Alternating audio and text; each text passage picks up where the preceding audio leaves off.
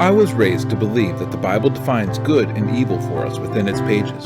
But when we stop and examine this idea using the Bible, we discover something else. In the Garden of Eden, there were two trees, a tree that would bring life to all who ate of its fruit, and a tree that brought death. And it was the second tree, the tree that resulted in death, that contained the knowledge of good and evil. Have we been deceived by the serpent who is trying to get us to eat of this second tree? Is the Bible really trying to define good and evil for us? Let's take a step back. Let's run an experiment. Instead of seeking to define good and evil, let's instead ask the question of the trees.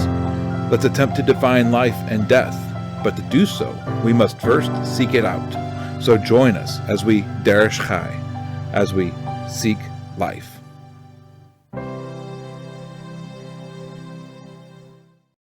Hey everybody, welcome to the Derish Chai Experiment, the show where we explore the warnings of Scripture in order to apply them to our own lives. We're nearing the end of the book of Joshua, and what a journey it's been. For nearly 6 months, we've been exploring this book and all that it contains for the modern reader. For the first half of the book, we saw principles of warfare taught and applied through the stories that are told in this book. The warfare principles translate nicely into principles for spiritual warfare, things that we should remember in our own walk as we face the enemy that is before us. Principles such as faith, obedience, willingness to take risk, avoidance of sin, authority, and so many more were part of this exploration of how to engage in warfare in God's name. The second half of the book then transitioned from warfare that is necessary to engage in as part of our daily life into the inheritance that's been given to the people of God by God.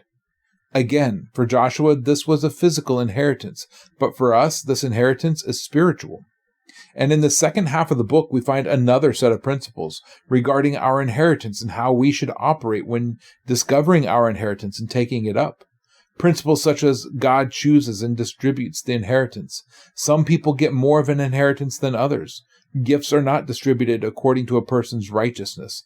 They're given for the purpose of building and supporting God's kingdom and more. And as we consider these principles that are present in this book in the first and second half of the book of Joshua, we will begin to see that each of these principles is repeated in the New Testament. The lessons that are contained in these stories are not just lessons of history. They are instructions for our present, and they are a call for each one of us to push in further to what God has planned for his people. And Joshua becomes less a book of what happened way back when. It becomes a book of prophecy as it is in the Hebrew tradition, and it is a book that applies to all people at all times. Well, here in these last few chapters of the book, we receive some of the most important lessons that this book has to offer. The battles have been won, or have at least ceased. The people have taken up their inheritance, or at least what they are able to claim, and the land and the people are at rest, at least the majority of them. And now comes a new challenge, living in this new normal, transitioning into the day in, day out life lived in the promise. And as we close out the book of Joshua, this is what we will encounter: the exhortations to the people of Israel and warnings about the dangers that they will face as they enter into this new way of living. Joshua chapter 22. Then Joshua called the Reubenites and the Gadites and the half-tribe of Manasseh, and said to them, "You have guarded all that Moses the servant of Adonai commanded you, and have obeyed my voice in all that I commanded you. You have not left your brothers these many days up to this day, but have guarded the charge, the command of Adonai your God. And now Adonai your God has given rest to your brothers, as he promised them. So now return, and go to your tents, and to the land of your possession, which Moses the servant of Adonai gave you beyond the Jordan. Only diligently guard to do the command and the Torah which Moses the servant of Adonai commanded you, to love Adonai your God, and to walk in all his ways, and to guard his commands, and to cling to him, and to serve him with all your heart and with all your being." And Joshua blessed them and sent them away, and they went to their tents. And to the half-tribe of Manasseh Moses had given a possession in Bashan, but to the other half of it Joshua had given land among their brothers beyond the Jordan, westward. So when Joshua sent them away to their tents, he also blessed them, and spoke to them, saying, "Return to your tents with great riches, and with very much livestock, and with silver, and with gold, and with bronze, and with iron, and with countless garments. Divide the spoil of your enemies with your brothers. And the children of Reuben and the children of Gad and the half-tribe of Manasseh returned and left the children of Israel at Shiloh, which is in the land of Canaan, to go to the land of Gilead, to the land of their possession, which they possessed according to the mouth of Adonai, by the hand of Moses. And they came to the districts of the Jordan, which is in the land of Canaan. And the children of Reuben and the children of Gad and half-tribe of Manasseh built an altar there by the Jordan, a great and conspicuous altar. And the children of Israel heard it and said, See, the children of Reuben and the children of Gad and the half-tribe of Manasseh have built an altar opposite the land of Canaan in the districts of the Jordan, at the border of the children of Israel. And when the children of Israel heard, all the congregation of the children of Israel assembled at Shiloh to go to fight against them. So the children of Israel sent Phinehas the son of Eleazar the priest to the children of Reuben, and to the children of Gad, and to the half-tribe of Manasseh into the land of Gilead. And 10 rulers with him, 1 ruler from each of the chief house of every tribe of Israel, and each one was the head of the house of his father among the divisions of Israel. And they came to the children of Reuben, and to the children of Gad, and the half-tribe of Manasseh, to the land of Gilead, and they spoke with them, saying, Thus says all the congregation of Adonai, What is this trespass that you have committed against the God of Israel, to turn away this day from following Adonai, and that you have built for yourselves an altar to repel against Adonai this day? Is the crookedness of Peor not enough for us, from which we have not been cleansed till this day, although there was a plague in the congregation of Adonai? Did you turn away today from following Adonai? And it shall be that if you rebel today against Adonai, that tomorrow he is wroth with all the congregation of Israel. And indeed, if the land of your possession is unclean, then pass over to the land of the possession of Adonai, where the dwelling place of Adonai dwells, and take possession among us. But do not rebel against Adonai, nor rebel against us by building yourselves an altar besides the altar of Adonai our God. Did not Achan the son of Zerach commit trespass in that which is under the ban, and wrath fell on all the congregation of Israel, and he was not the only one to die in his crookedness? Then the children of Reuben and the children of Gad and the half-tribe of Manasseh answered and said to the heads of the divisions of Israel, God, Adonai, God, Adonai, he knows, and let Israel itself know. If this has been in rebellion, or if in trespass against Adonai, do not save us this day. If we have built ourselves an altar to turn from following Adonai, or to offer ascending offerings or grain offerings on it, or to make sacrifices of peace offerings on it, let Adonai himself require it. But truly, from fear for a reason we did this, saying, In time to come your sons might speak to our sons, saying, What have you to do with Adonai, the God of Israel? For Adonai has made the Jordan a border between you and us. You children of Reuben and children of Gad, you have no portion with Adonai. So your sons would make our sons stop fearing Adonai. So we said, Let us now prepare to build ourselves an altar, not for ascended offerings, nor for sacrifice, but to be a witness between you and us and our generations after us, to do the service of Adonai before him with our ascending offerings and with our sacrifices and with our peace offerings, that your sons should not say to our sons in time to come, You have no portion with Adonai. So we said that it shall be, when they say this to us, or to our generations in time to come, that we shall say, See, the pattern of the altar of Adonai which our fathers made, though not for ascending offerings nor for sacrifice, but it is a witness between you and us. Far be it from us to rebel against Adonai and to turn from following Adonai this day, to build an altar for ascending offerings, for grain offerings, or for sacrifices, besides the altar of Adonai our God, which is before his dwelling place. And Phinehas the priest and the rulers of the congregation and the heads of the thousands of Israel who were with him heard the words of the children of Reuben and the children of Gad and the children of Manasseh spoke, and it was good in their eyes. And Phinehas son of Eleazar the priest said to the children of Reuben and to the children of Gad and the children of Manasseh, Today we know that Adonai is in our midst, because you have not committed against Adonai this trespass.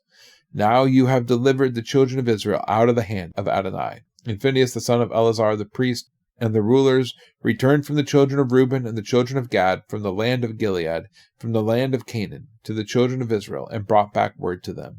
So the matter was good in the eyes of the children of Israel, and the children of Israel blessed God. And they spoke no more of going against to fight to destroy the land where the children of Reuben and Gad dwelt.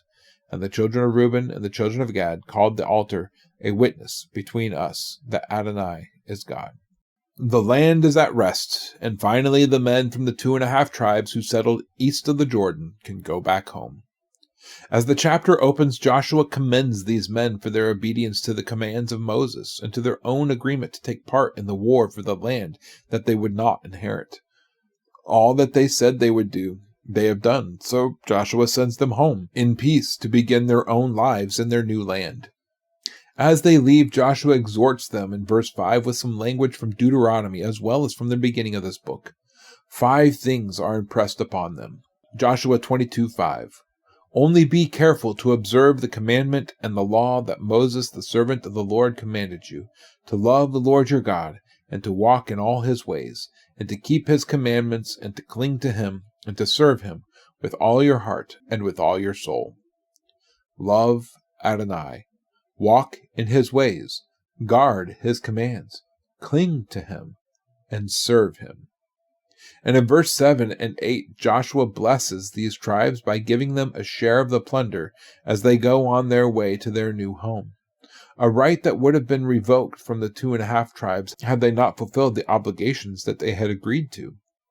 And as they depart, all is right in Israel. But oh, how quickly things can change.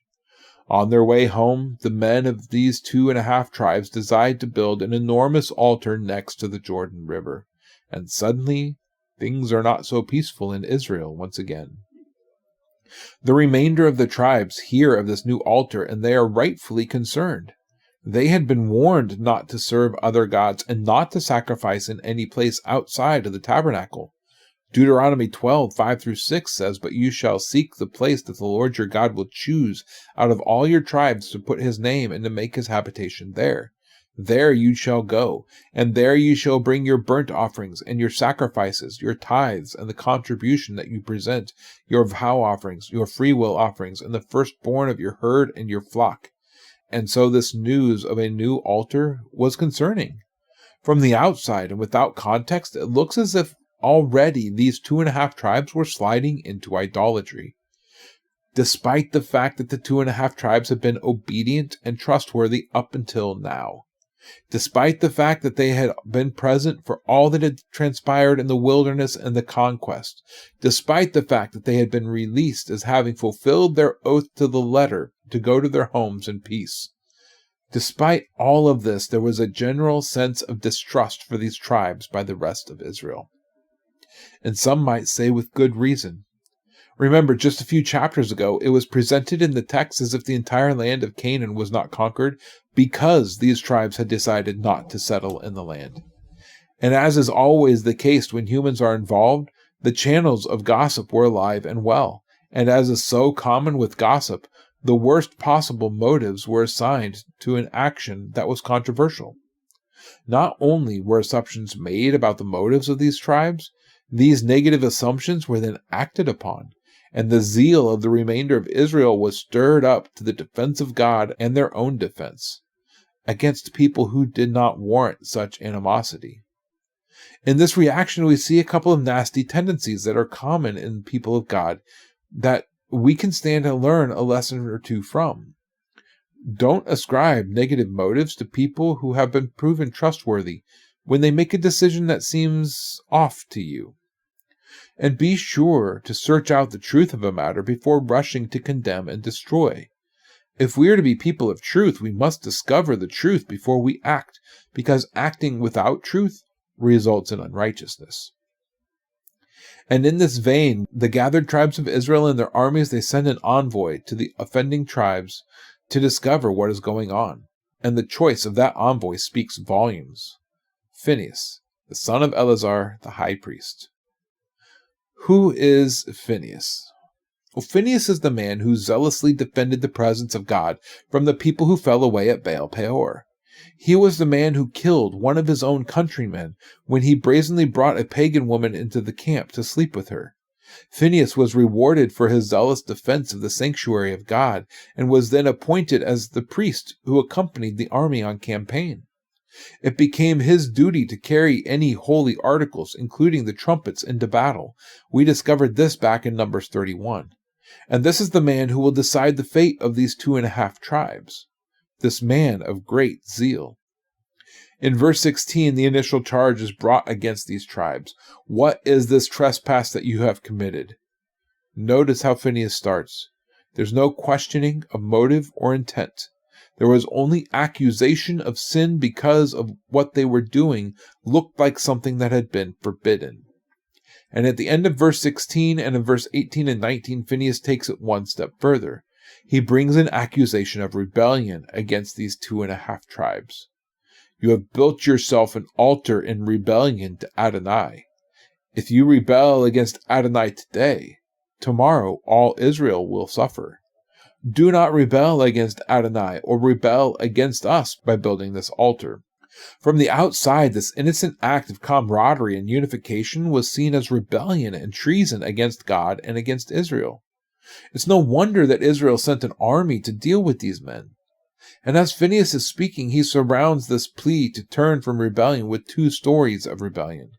The first is one that Phinehas was intimately familiar with, as it was his own actions that stopped the plague that broke out in Israel at Baal Peor.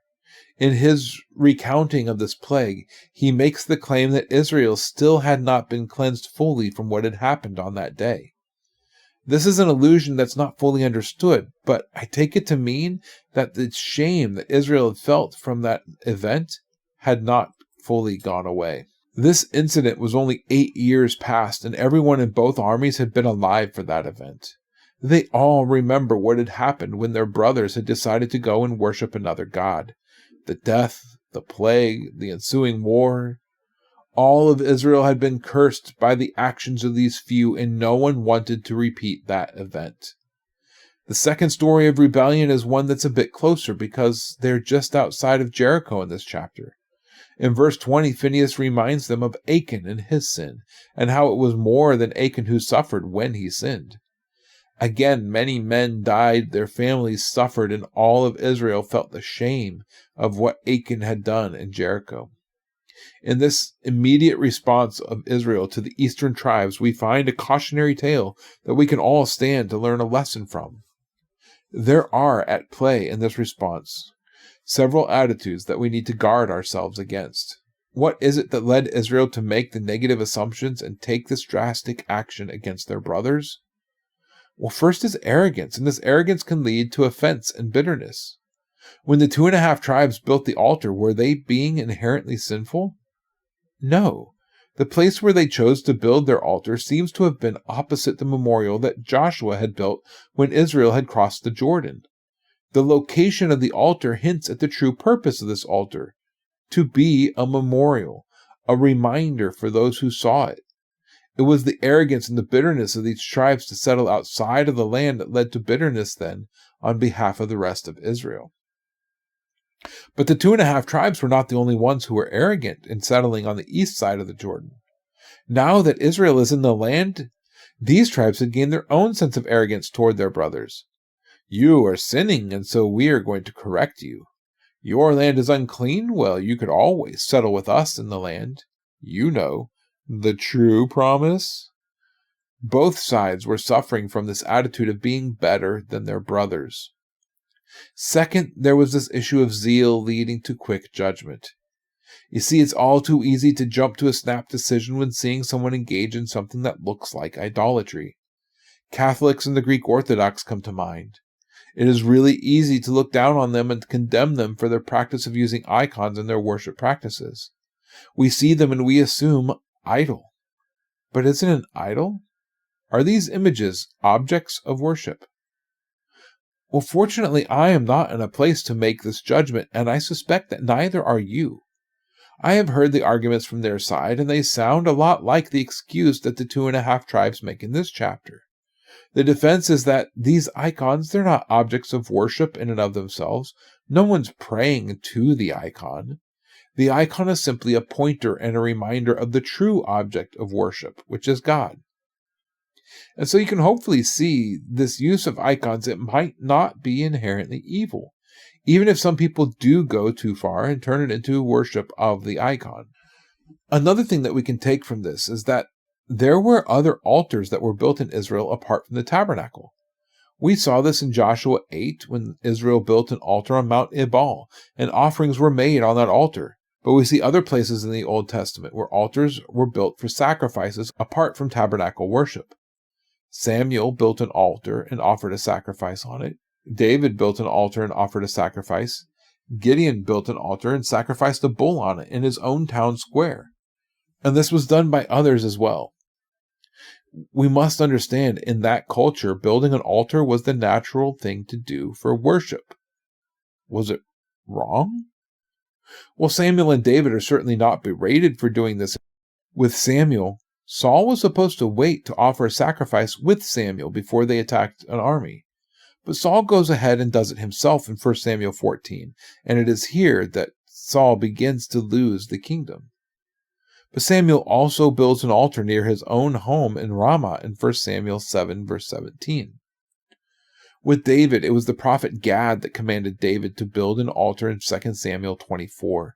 In Judges 6, it was the angel of the Lord who commanded Gideon to build an altar and to use the wood of the Asherah pole to burn up the sacrifice. Each of these other instances were commanded by God, except the one in 1 Samuel chapter 7. It is okay to build an altar and sacrifice on it if God commands a person to do this. But if you're going to do this, be absolutely sure that you have been commanded by God to do this thing. Because sacrificing outside of a temple or a tabernacle is equivalent to idolatry and is worthy of death, we find out from this chapter. So, is building an altar wrong in and of itself? The answer is yes, but only if it's being built in order to offer sacrifices on it. If it's just a memorial, then okay, whatever. And this was the issue that the Western tribes had. They assumed that the purpose of this altar was for sacrifice, despite the location hinting at the altar being a memorial, and despite the faithful obedience of these tribes in all that they had said that they would do in the past. Were they liked by Israel? Probably not. They were seen as outsiders who wanted to be separate from their brothers by a natural boundary. But not being liked does not make someone a sinner. And this is the issue. Israel assumed the worst of their brothers. They saw something that looked kind of like something that was forbidden, and they assumed that it was the forbidden thing. And in their zeal and self-righteousness, they gathered to go to war without having all the facts. What is so interesting is that it was zeal that prompted the eastern tribes to build the altar in the first place.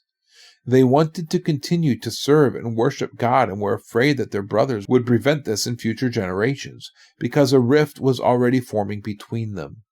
They felt a zeal to continue to worship and acted to prevent a future travesty of being forgotten, and thus being forbidden from worshiping Adonai taking place. The altar was designed to speak to later generations and remind them of their shared heritage and shared worship. And on the other side, Israel, in their zeal to worship God, completely began to respond in a way that was not fully researched or thought out. They felt a zeal to protect the worship of God from sin within the camp, and they were willing to take their brothers to task in order to protect their righteous standing before God. Both sides had a zeal for God, and this same zeal for worship of the one true God presented itself in different ways, and ignorance over those different ways nearly led to a civil war, and just after everything had been going so well. And verse 19 hints at the divide that was present all along. If the land of your inheritance is unclean, then come and join us over here. Our land is clean. These 2.5 tribes had set themselves apart from Israel. They didn't want the inheritance that God had promised. They chose a different inheritance that God gave them. But it wasn't the inheritance that had been promised, so a divide had already occurred. The divide was present before the conquest and long before anyone built an altar in the land. It was not going to be healed easily, and the western tribes seemed to have felt a sense of pride and arrogance when compared to their eastern brothers. And this is something that we need to watch for in our own lives. How often in our own perceived righteousness, coupled with our zeal for God and His laws, do we look down on others who seem to be doing something different, even, potentially, something forbidden? How quick are we to want to go to war with our brothers over some perceived sin or slight that might not be what we think it is? An example of this is what I've already presented. How often do we condemn Catholics for their prayers to the saints, and we compare it to necromancy? How easy it is for us to look in from the outside in ignorance and go to war with them over this perceived sin. But that other comparison is probably even better, the usage of icons in the Eastern Orthodox Church. We read, "Do not make for yourselves a carved image," and we stop there. We look in on what's going, and we assume that what we see happening in Eastern Orthodox churches is idolatry. But if we finish the command, we find this stipulation: to bow down to them or serve them is added to this command. Looking in from the outside, we see things being carved and used alongside worship, and we assume the worst. They're committing idolatry. They are sinning. And so in our zeal to protect the worship of God, we go to war. No attempt is made to discover what is happening. No consideration that these icons might not be idols, but rather memorials of important events and people, and that these reminders of these people and events serve then as reminders of God. No, we see a carved image, and we feel that self-righteous zeal well up inside us, and we strike out to go to war. But this chapter of Joshua serves as a warning against this. The entirety and purpose of a command must be taken into account in our zeal for God's law. Alongside this, we need to be sure that we search out a matter before we go to war with our brothers who don't look like us. And we should know this, we who are Torah observant. We've been on the receiving end of attacks of this sort by people who are ignorant of why we do what we do. How hypocritical of us is it to then turn on others who worship in different ways, even if those ways seem to come close to violating a command. Instead, we need to be diligent and search out a matter. We need to check our own ignorance and zeal, and we need to ensure that we are acting in justice before we strike out and cause damage to our brothers and sisters. We might just find, after a little research and prayer and a spirit of humility, that our initial assumptions were wrong. This is what Phinehas discovered when he stopped to ask what the purpose of the altar was.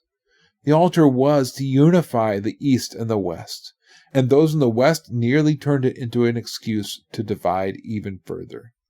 So soon after this great victory, Israel nearly fell in an instant. We must be sure that we don't fall into the same trap. So seek truth, because truth is life. So Derish Chai in all that you do.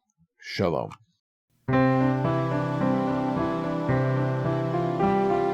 Thank you for tuning in to Derish Chai. If this content has blessed you and you would like more, please consider subscribing, liking, commenting, and sharing with others. To find out more about what we do and to support this ministry, head over to seeklifesc.com. That's seeklifesc.com. We'll see you again next time as we Derish Chai, as we seek life. Shalom.